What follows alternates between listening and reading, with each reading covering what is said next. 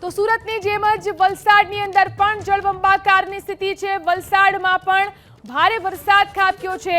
અહીં પણ પ્રશાસનની પોલ ખુલી છે। વલસાડમાં પણ અનેક વિસ્તારો જળબંબાકાર થઈ ચૂક્યા છે। વલસાડમાં પણ અનેક વિસ્તારોની અંદર પાણી ભરાઈ ચૂક્યું છે। લોકોના ઘર અને દુકાનોની અંદર પણ પાણી ભરાઈ ચૂક્યું છે। ધોધમાર વરસાદથી વલસાડ પ્રશાસનની પણ પોલ ખુલી ચૂકી છે। દક્ષિણ ગુજરાતના આવા વિસ્તારો છે કે જ્યાં આમ પણ વરસાદ વધારે થતો હોય છે, પરંતુ હજી તો આ ચોમાસાની શરૂઆત છે। નીચાણવાળા વિસ્તારો અત્યારથી જ અહીં બેટમાં ફેરવાયેલા જોવા મળી રહ્યા છે। સુરતની જેમ જ વલસાડની પણ એ જ સ્થિતિ છે। વલસાડમાં પણ અનેક વિસ્તારોમાં જળબંબાકારની સ્થિતિ। ધોધમાર વરસાદથી વલસાડ પ્રશાસનની પણ પોલ ખુલી ચૂકી છે। અહીં પણ જે રીતે પાણી ભરાયા છે નીચાણવાળા વિસ્તારોની અંદર, વિસ્તારો બેટમાં ફેરવાઈ ચૂક્યા છે। લોકોના ઘર અને દુકાનોની અંદર પણ પાણી ભરાઈ ગયા છે।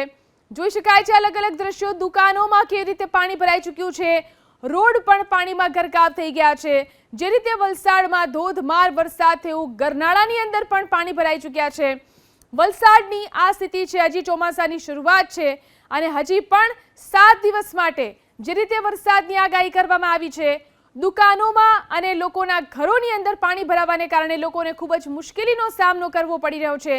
આ સાથે જ નુકસાન પણ ઘણું થઈ રહ્યું છે। હજી તો આ ચોમાસાની શરૂઆત છે અને ત્યાં જ આ પ્રકારની સ્થિતિ વલસાડમાં પણ જોવા મળી છે। જોઈ શકાય છે જળબંબાકારની સ્થિતિ। જે રીતે વરસાદ પડ્યો અને ત્યારબાદ અહીં પાણી ભરાવાની શરૂઆત થઈ છે। નીચાણવાળા વિસ્તારો પાણીમાં ગરકાવ થઈ રહ્યા છે। લોકોના ઘરની અંદર પાણી જ પાણી દેખાઈ રહ્યું છે, તો મંદિરોની અંદર પણ પાણી ઘૂસી ગયું છે।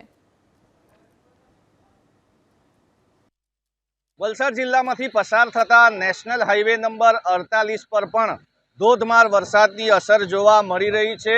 વરસાદને લઈને હાઈવે પર ખાસ કરીને જ્યાં ડિવાઈડર હોય છે ત્યાં ઘણી જગ્યાએ પાણી ભરાયા છે, તો સર્વિસ રોડ તરફના વિસ્તારમાં પણ પાણી ઘણી જગ્યાએ ભરાયેલા હોય। અગર હાઈવે પર આપ નીકળો તો ચોક્કસથી ધ્યાન રાખજો। તમારા વાઇપર સતત ચલાવશો, સાથે એની અંદર શેમ્પૂ પણ નાખજો, જેથી કરીને જે માટી કીચડ તમારી ગાડી પર ઉછળે છે એનાથી તમે બચી શકો। મહત્વની બાબત એ પણ છે કે નેશનલ હાઈવે નંબર 48 પર આ ધોધમાર વરસાદને લઈને વિઝિબિલિટી પર પણ તેની અસર થઈ છે। હાલની પરિસ્થિતિ જોઈએ તો નેશનલ હાઈવે નંબર 48 પર અગર આપ ટ્રાવેલ કરો તો ખૂબ ધ્યાનથી ટ્રાવેલ કરશો।